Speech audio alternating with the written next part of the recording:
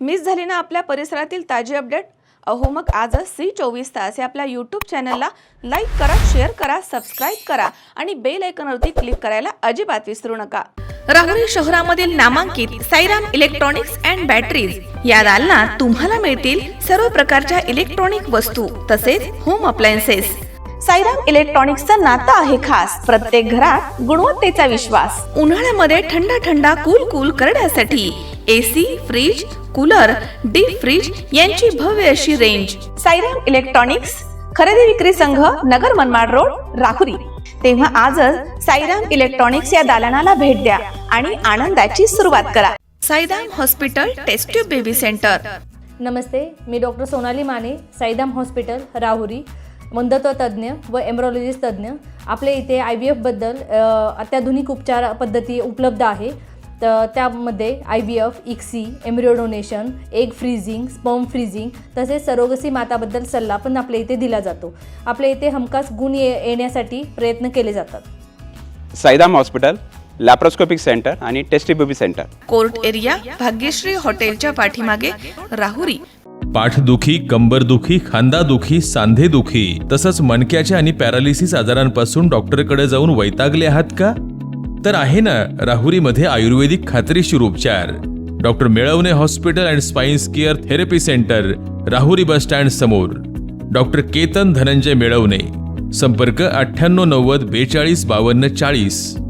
25 वर्षाची परंपरा, doctor Melavane hospital. Ramnavami उत्सवाच्या निमित्तानं श्रीगोंदा शहरामध्ये ग्रंथराज ज्ञानेश्वरी पारायण तसेच अखंड हरिनाम सप्ताहाचं आयोजन करण्यात आलंय, अशी माहिती संयोजक अध्यक्ष हरिभक्तपरायण नंदकुमार ताडे यांनी दिली आहे। शहरामधील श्रीराम मंदिर परिसर, श्रीरामाचे पठार, बाजारतळ इथे हा धार्मिक सोहळा आयोजित करण्यात आला। गुढीपाडव्याच्या निमित्तानं उद्योजक बापूशेठ माने यांच्या हस्ते नारळ फोडून कार्यक्रमाचा शुभारंभ करण्यात आला। 19 मार्च ते 25 मार्च या कालावधीमध्ये नामवंत कीर्तनकारांच्या कीर्तन प्रवचनांचा कार्यक्रम आयोजित करण्यात आला आहे। तसेच 26 मार्च रोजी हरिभक्तपरायण पद्माकर महाराज देशमुख यांचे सकाळी 9 ते 12 या वेळेमध्ये काल्याचं कीर्तन होणार आहे। या सप्ताहाच्या दरम्यान अनेक अन्नदात्यांनी अन्नदान करण्याचं नियोजन केलंय। श्रीराम मंदिर विश्वस्त मंडळाच्या वतीनं हा संपूर्ण कार्यक्रम पार पडतोय। या धार्मिक सोहळ्यास श्रीगोंदा तालुक्यातील सकल हिंदू समाज, श्रीरामभक्त तसेच ग्रामस्थांनी मोठ्या संख्येनं उपस्थित राहून ज्ञानेश्वरी पारायण सोहळ्याची शोभा वाढवावी, असं आवाहन संयोजक नंदकुमार ताडे यांनी केलंय। जय श्रीराम। आज या ठिकाणी भव्य दिव्य हरिनाम सप्ताह आयोजित करण्यात आलेला आहे। हा सप्ताह गेल्या 3 वर्षापासून श्रीगोंदा शहरात रामाच्या पठारावर नंदकुमार ताडे यांनी अतिशय त्यांच्या टीमला आपल्याबरोबर घेऊन श्रीगोंदा शहराची शोभा वाढवली व जे श्रीरामाचं मंदिर होतं त्या मंदिराचे जे परिसर होतं ते एकदम अतिशय चांगल्या पद्धतीने सजवलेलं आहे, मंडप वगैरे। आणि आज जे इथून जे रथ गेलेले ते महाराज रामाचार अतिशय सुंदर पद्धतीने इथून अतिशय चांगल्या पद्धतीने भव्य दिव्य अशी मिरवणूक इथून रामाच्या मंदिरापासून आयोजन केलं होतं। त्यांचं बी मनापासून मी आभार मानतो व नंदकुमार ताडे यांच्या टीमचं बी मी मनापासून आभार मानतो। सर्वांनी कीर्तनाला यावे ही विनंती करतो। आनंद वाटतो एवढं की या श्रीराम मंदिराचं एक म्हणजे इतकं चांगलं काम झालं आणि आज 3रं वर्ष आहे सप्त्याचं। वाटत नव्हतं की एवढा मोठा उत्सव होईल आणि एवढा मोठा सप्ताह चलन असं मनाला वाटत नव्हतं, पण देवाजीच्या पुढे कुणाचं काहीच चलना। संकट काळ येत असतो पण काळ निघून जात असतो। परमेश्वर परीक्षा घेत असतो, परीक्षेतून पास बी करण्याचं काम परमेश्वराचं असतं। परंतु आज या मंदिरासाठी ती 15 वर्षाच्या कालखंडामध्ये ती परिश्रम करण्याचा आली आणि ती लढा देण्याच्या बाबतीत आला। तसा अयोध्येमध्ये प्रश्न निर्माण झाला, त्याच पद्धतीने इथंही प्रश्न निर्माण झाला आणि त्या पद्धतीनं आमच्यासारखे बाप्पू मानेसारखे, सुरेश आबासारखे सर्व या तालुक्यातले आमदार, माजी आमदार, आजी आमदार हे सगळे पुढारी पाठीमागं उभं राहिले, या मंदिराला न्याय देण्याचं काम केलं।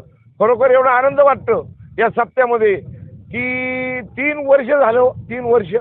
पण आज तुम्ही सांगा काही नाही, बापूशेठ भाऊसाहेब, आगाव भाऊसाहेब सारखे एक ज्येष्ठ मार्गदर्शक आमच्या पाठीमागं आहे।